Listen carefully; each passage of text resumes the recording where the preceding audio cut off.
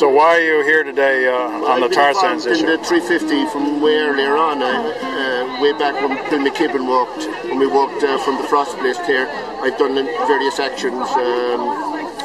Got arrested outside the White House at this time last year when we fought against the tar sands, and Alberta stopped that. Eventually, the president said no to them, but now they want to come through another way, and the type of way they do, they get the oil out of the ground is so destructive to the planet that, as Hansen says, that there'll be no going back after that. And we have a responsibility to somehow stand up for things for the future and for ourselves. And I'm just saying, this is terrible. We've got to kind of say we can't do this. This is the end of the planet as we know it, as for human beings, animals and plants. And we may not. It keeps going. We may not be able to live on it. How is Vermont involved in the whole tar sands issue?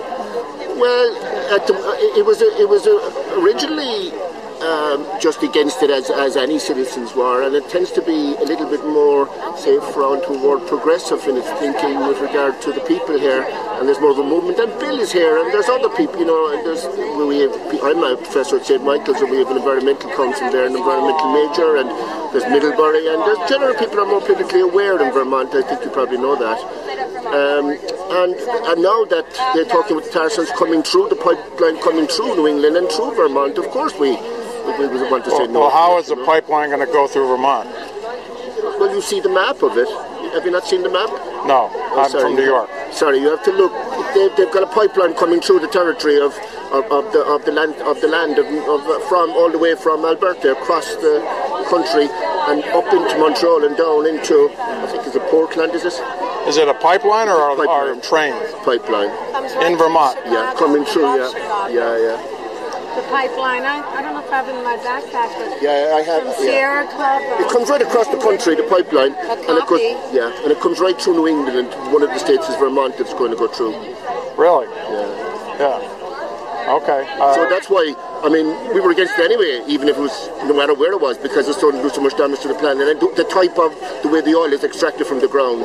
And we're in such a bad state as the planet as it is, with the CO2s and, You're right. I understand. I just didn't know. But yeah, it does come in. It's what the Vermont connection was. The next move now is that they've moved, since we stopped the way to go last year. Now they want to come through a different route, which is a longer route, but the corporate world want to come through that way.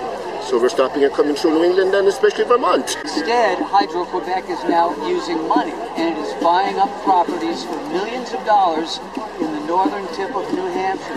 There's 40 miles of virgin territory up there that has no hydro lines whatsoever.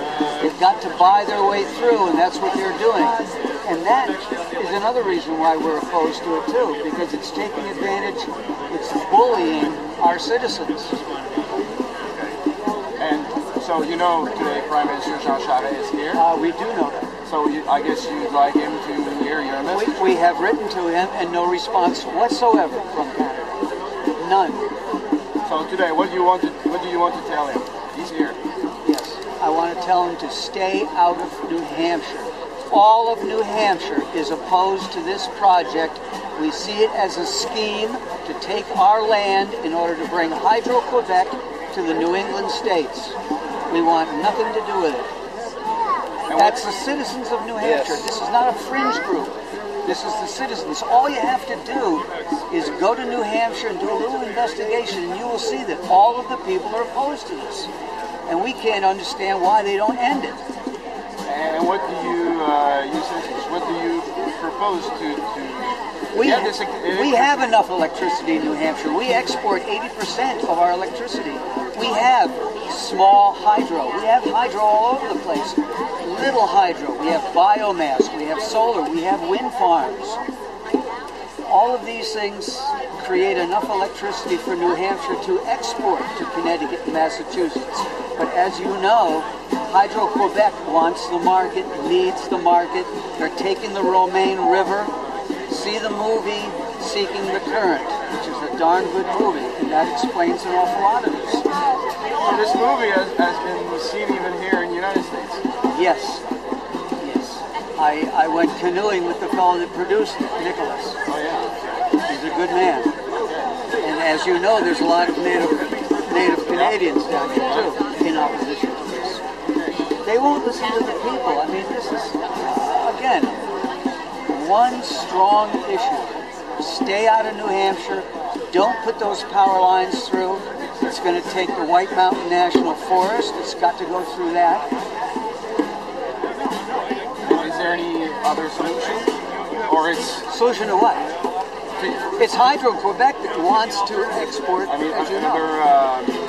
passage or... Well, right now, I guess they're going to go in the Hudson River and sink a line down through the Hudson River, and they won't have the towers. There's also, as you probably know, another plan to go through Maine, go Labrador, and down through Nova Scotia. Thank you, sir. What's your name, sir? Bill Schomburg. How do you spell your name? SCHOMBURG. And I would also ask you to look at on the internet for responsibleenergyaction.com. responsibleenergyaction.com, or Live Free or Fry. And we're out of money. We're out of money right now. Oh yeah, okay. Thank you, Bill. Thank you. Good seeing you. But it's never too late to start. Our movement was largely possible thanks to the examples of Spain, Greece, Chile, the Arab Spring, and the Occupy movement, to name just a few. Each of these moments of resistance has shown us that in the struggle against neoliberal takeover, we are not alone. The international resistance to this international system is growing strong, and we are starting to strike back. And the reasons to fight back are building up. The attacks on education are, for us students, just the tip of the iceberg.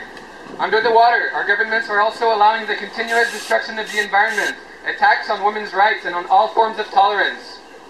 In Quebec, they're telling us that we're all out of funds for social services, and at the same time they're setting up a Plan Nord, with which the state will pave roads for international mining companies to exploit our national resources. So it's okay for the state to pay for the pillage of our wildland and for war, but not for school? What's wrong with that?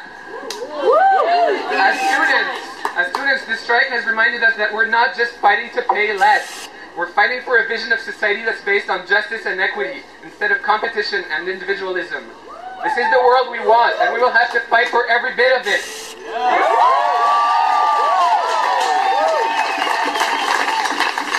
So on behalf of Quebec students, we're just here to say that we stand in solidarity with your struggles. Social change is just around the corner, if we dare to stand up and walk.